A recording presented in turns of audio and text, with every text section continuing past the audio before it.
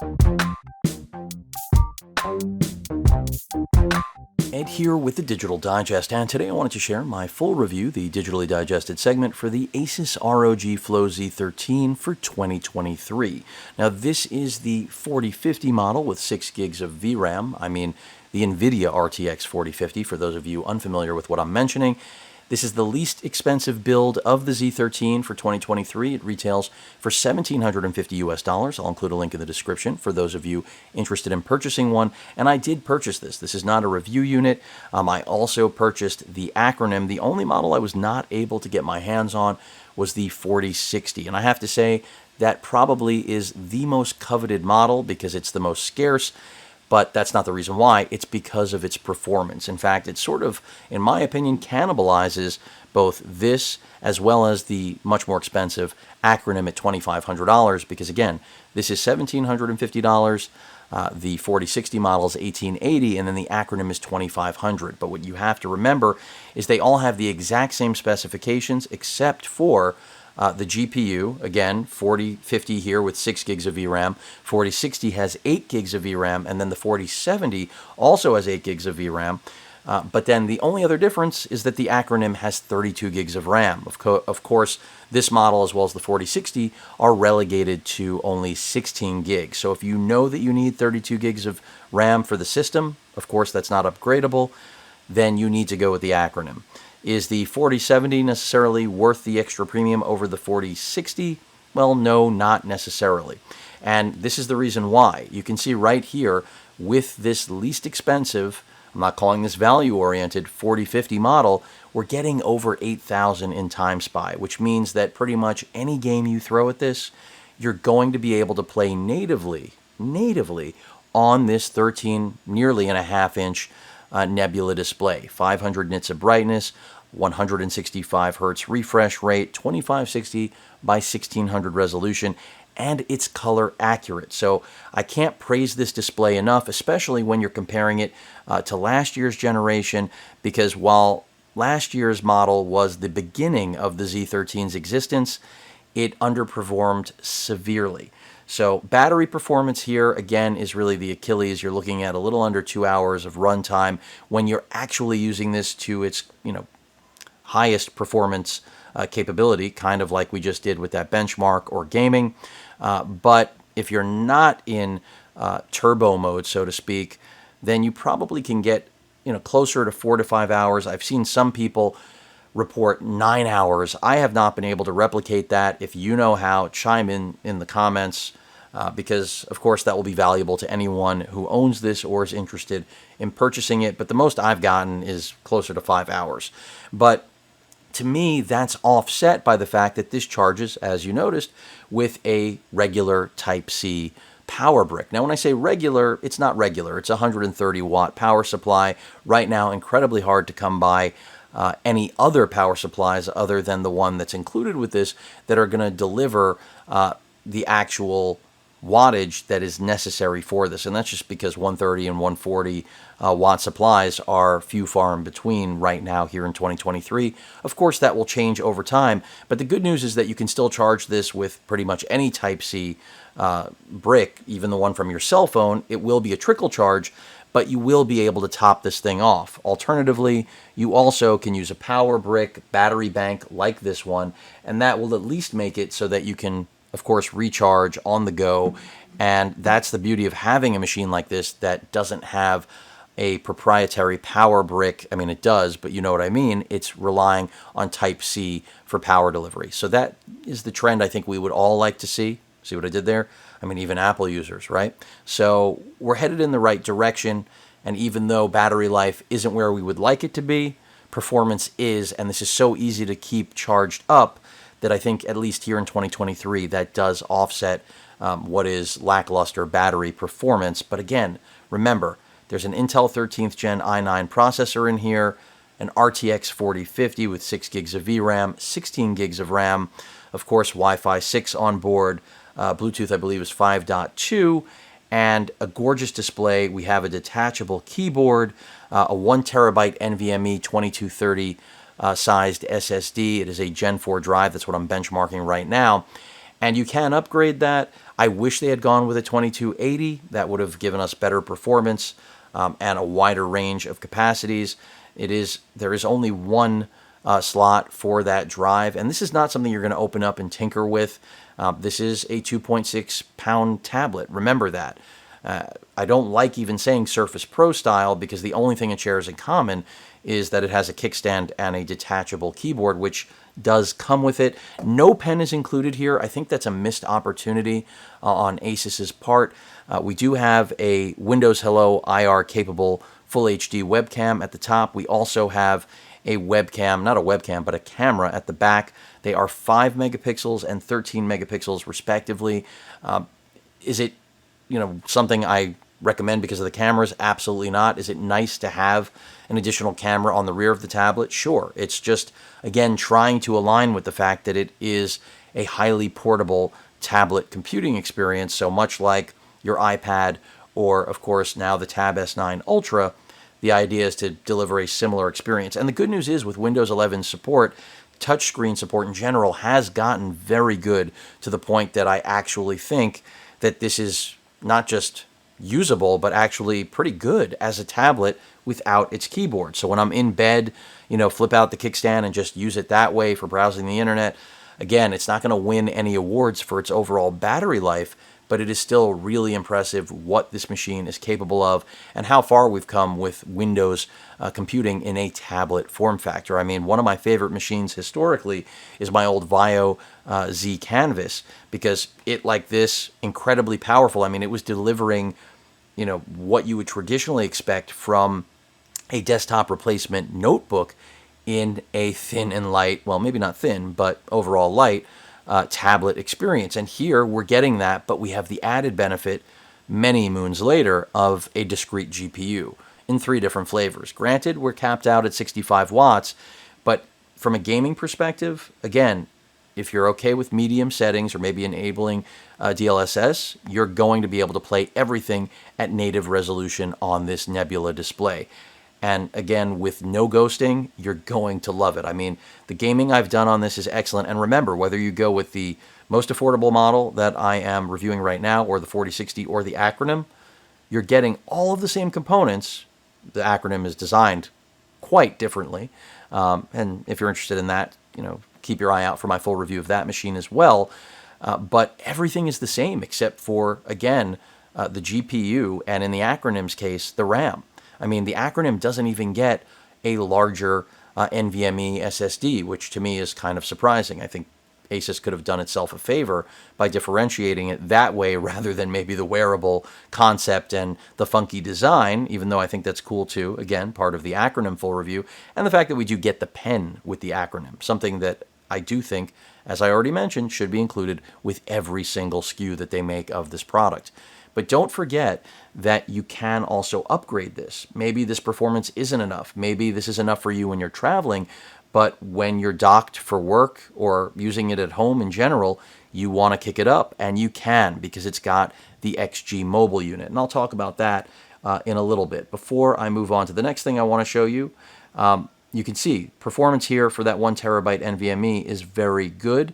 And that means you probably aren't going to upgrade it unless you want to throw in a a 2 terabyte model, which is pretty much the ceiling right now. That should run you about $200. Maybe I'll include a link in the description. I haven't even gotten one in stock yet to test, but you can see just some of the games here: Sons of the Forest, Rust, Battlefield. I also tested on this, and it was excellent. So, I mean, like, having the ability, and by Battlefield I mean 2042, which to me is a great game. It really has matured to be much better than anyone could have ever anticipated. And if you're curious how many frames you get out of something like Battlefield 2042 here, you're looking at between 30 and I would say 50, whereas with the Acronym, I'm seeing more of 60 to 80. So, and that's at ultra versus ultra settings. So really medium is where you're going to want to live, as I've already stated, with the 4050 model in modern titles. And you'll do fairly well. I mean, it's amazing, really. I'm still in shock whenever I boot up a game like that on this or the Acronym, and I'm able to play it at such a high resolution and enjoy the game. It's just amazing how far we've come. So we've talked about performance in gaming. We've talked about the quality of this display.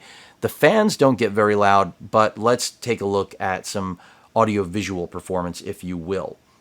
And right now, at the time of this video, it is in stock. So if you are in search for what, in my opinion, is the best of both worlds right now in terms of a computing experience, meaning incredibly powerful but still thin and light. I keep saying thin.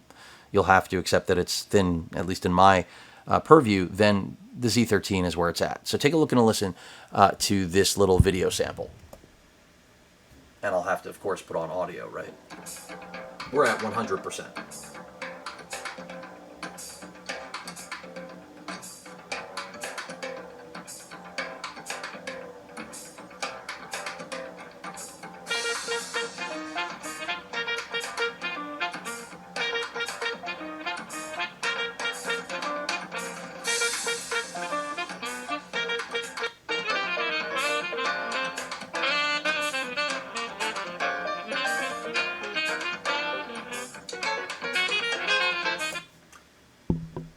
So as I think you can already see, the display is really nice. What you may have also noticed, the speakers do leave quite a bit to be desired, but they are not terrible. I think they could be better, but they are totally adequate, which means that they meet at least the lowest expectation, if not exceeded a little bit.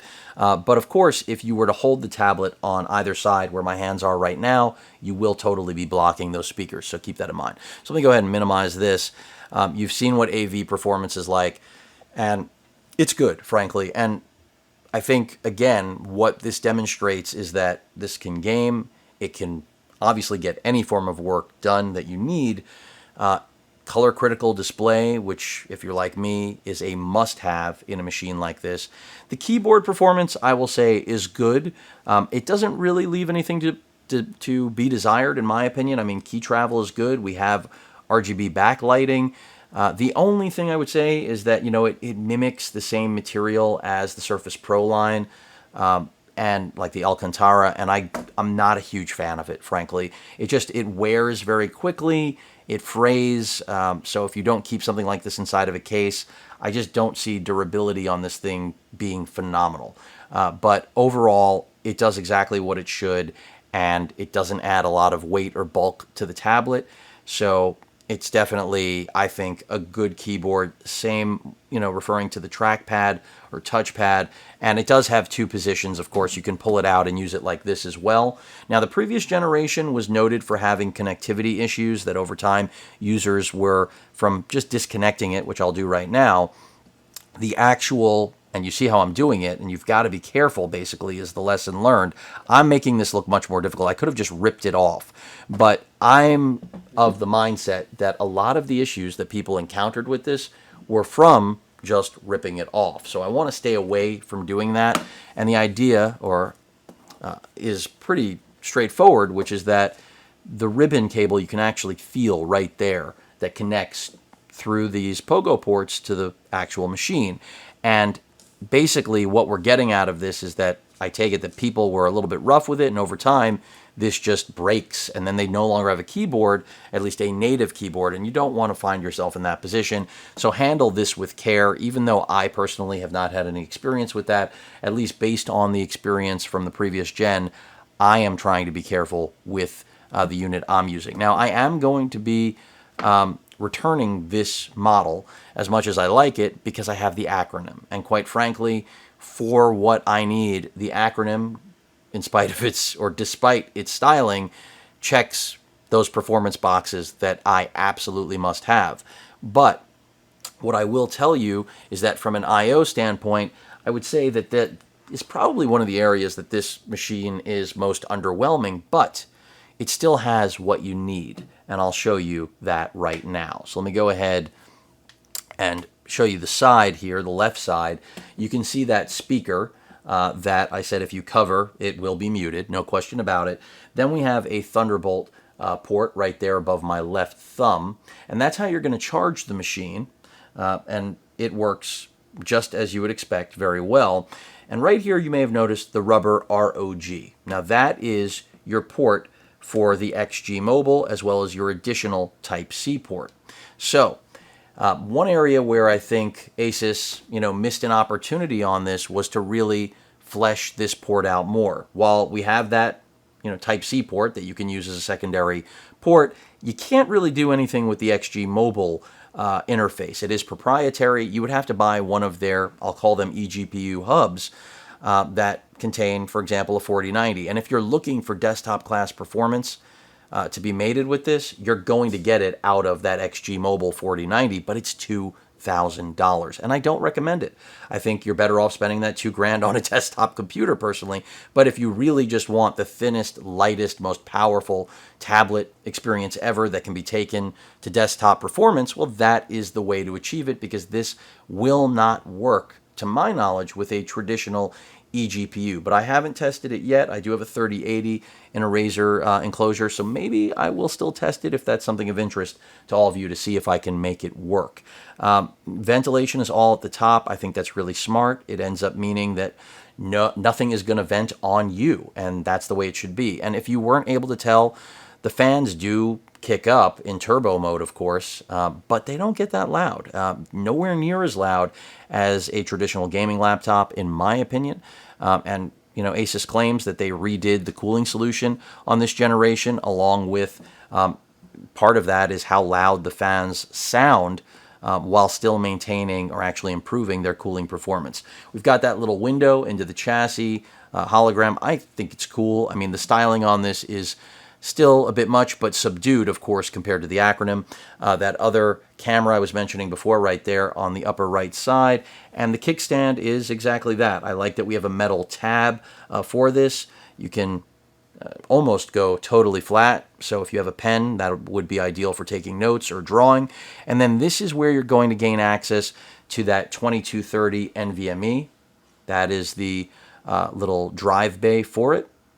And then on the other side, you have access to your micro SD card slot. Now, I don't recommend using the micro SD card slot for true storage expansion until we get, obviously, much higher speed cards. We're getting there slowly but surely, finally starting to see some high-speed, true high-speed micro SD cards. But, as a secondary means, just another way, or maybe to transfer to and from a camera if you're using a micro SD, kind of like with my Insta360 X3 and the 1-inch edition 360, the 1R, then this would be a good way. But I mean, I don't see, it's better to have a card reader than not at all. There are certain instances where I can't use a micro SD, like on my FX3 right now. If I want to shoot at higher bit rates, that's not going to work out. But there are plenty of cases where I still do use a micro SD card, and that's where I think it does really benefit having it on board. Now, in terms of the rest of the I/O, as I almost lose that there, we've got our other speaker that I mentioned from the other side, bottom right, our Type-A USB port, our volume rocker, and our power button.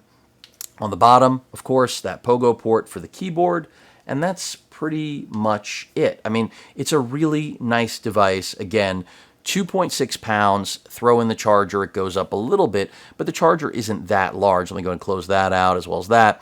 And as a tablet, as I've already mentioned, it is totally usable, and that's just because Windows 11 has gotten there to a point of touch maturation, if you will, where things work really well. So I can easily recommend this. You already know battery life is where it will come up short, but I don't really think it's a shortcoming considering you already know its limitations. There is a color gradient issue with these models. It has to do with Armory Crate. I have made a dedicated video about that. Most of you will not even notice it, but basically darker colors when you're running this panel at 10-bit will get crushed. And it seems to be an issue with the Armory Crate, because once I uninstall the Armory Crate, that issue is gone. So something to be aware of. And the Armory Crate is fine for what it is, giving you access to overclocking, not really overclocking, but the different profiles and fan profiles. So ultimate, standard, eco are optimized. And then, of course, the different profiles for the fan curves. Here, turbo, when you're not connected to power, is grayed out, of course, but performance, silent, and the Windows motor there. Now, silent is exactly that. And that's part of the beauty of this tablet, is that if you throw it into silent mode, throw it onto eco, you're going to have a tablet experience. This makes absolutely no noise. The fans are not going to kick up. There are different profiles for the screen, or rather the display properties, I should say. That will not affect the color gradient. For those of you that are now in your head, the hamster is on the wheel running. It's not going to change anything. but it's just something to be aware of. I have actually uninstalled this on my acronym, and I'm just using G-Helper. I vastly prefer it. Some of you will not want to do that for security reasons. I totally understand, but G-Helper is better in every way. It allows you to play with your CPU and GPU fan curves and power limitations, something you cannot really do in Armory Crate. It also gives you quick access to switching your actual variable refresh rate. You can see I just jumped to the 165 hertz. You can also, of course, quickly change the color of the backlighting on your keyboard, the battery charge limitation for the internal battery, because if you do not condition that battery over time, you will shorten its lifespan, meaning if you're going to keep this plugged in all the time, do yourself a favor and lower that to around 80%. That's the way you're going to make sure that you don't prematurely destroy your battery. And then also, they give you quick access to updates. So kudos to the developer on this. He did a great job. And it does exactly what it should do, which is give you the capability of the Armory Crate without all of the bulk and without that color gradient problem. Because I did a lot of tweaking to try to get to a point where I could eliminate it. Again, the majority of you are not going to even notice the color gradient issue, but I would be remiss if I did not mention it, since it was an issue I had. And again, this little rubber cover for the XG Mobile area, this should be done away with. It's time. I think on the X13, they now made it a rubber piece that actually stays attached. That needs to be done here. And as I've already stated, it's a really big missed opportunity not to turn this port into, or to have another accessory other than the XG Mobile. Just to have a regular XG hub. Asus, make it. You should have it. A regular XG hub would just give extra ports and unlock more I/O. I think a lot of people would instantly purchase it, especially if it didn't bump out too much. It's just a missed opportunity. And maybe it's just because we're here in the second generation and Asus is still playing it safe to some degree, but God, have they pushed the envelope by delivering a machine like this that checks every single box for power users looking to keep things incredibly light. And that's exactly what this machine does. It doesn't get too hot. I haven't found any thermal throttling, and that is just crazy when you consider that it is a tablet. Again, the 4060 model is the performance sweet spot. The 4070 acronym is the bleeding edge. You already know. If you need to have a pen to come with it, as well as, of course, the best performance you're going to get out of this, and to boot, more importantly for many of you, the 32 gigs of RAM, then the acronym is the way to go. I still believe the 4060 and 4050, though, will satisfy the majority of users, even those looking for the acronym performance. I mean, you're talking about over 9,000 versus over 10,000 in time spy. So the 4070 versus the 4060 is really a marginal difference in performance. Whereas when comparing it to something like the 4050, I would say there is a decent jump there that is justifiable. If the 4060 didn't exist, then it would be an easier comparison between this and the acronym. But with the 4060 being there, as I mentioned, I believe at the top of the video, I do feel it kind of cannibalizes this model and the acronym, because if you can get the 4060, there really isn't a reason to get this model because the performance is better and the price difference is nominal. But because the 4060 is almost always out of stock, again, the comparison comes back to the 4050 versus the 4070 in the acronym. And all day, every day, I will tell the majority of you, do yourself a favor, save the money, and get the 4050 model. Because after all, a new one will come out next year. You'll probably drool over that improvement in performance. And if you're going to hold it long term, then I think the acronym is probably the better buy. But if you're willing to, save some money now, see what comes out next year, then you're going to be very well served by what this 4050 model has to offer here in 2023. So again, kudos to Asus for making what I think is one of the best computers on the market right now if you want nearly, I won't say desktop, but mid-range desktop performance in a tablet PC. Who would have ever thunk it? Well, Asus did, and they delivered. Any questions or comments, please feel free to post them. Hit that like button. And as usual, please feel free to subscribe, and please stay safe. Later.